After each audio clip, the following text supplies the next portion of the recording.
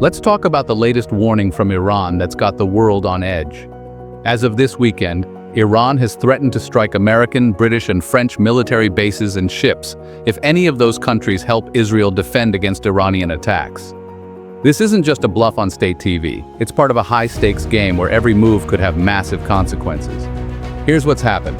Iran and Israel are locked in a bloody aerial conflict.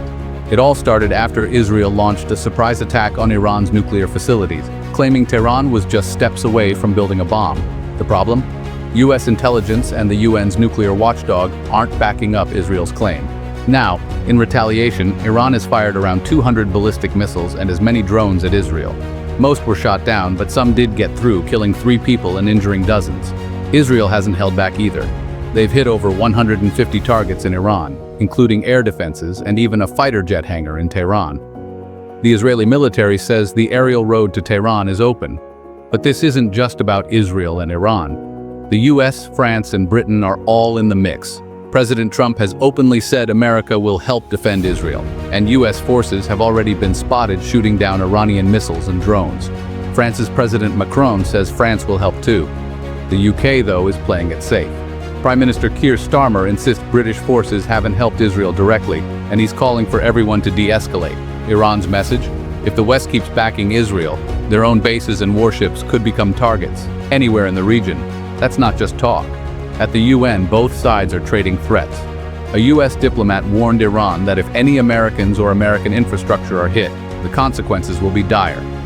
Israel's defense minister even threatened that Tehran will burn if the missile strikes continue.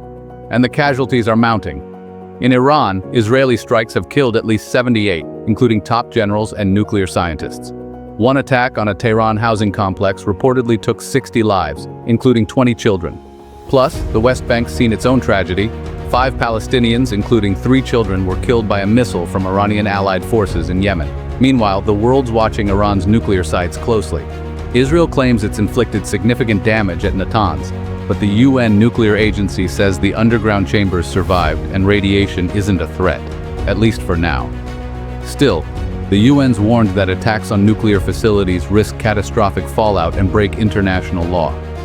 So what next? Diplomatic talks have collapsed. Both sides are doubling down. The stakes, not just local devastation, but a risk of dragging the US, UK, and France into a wider war.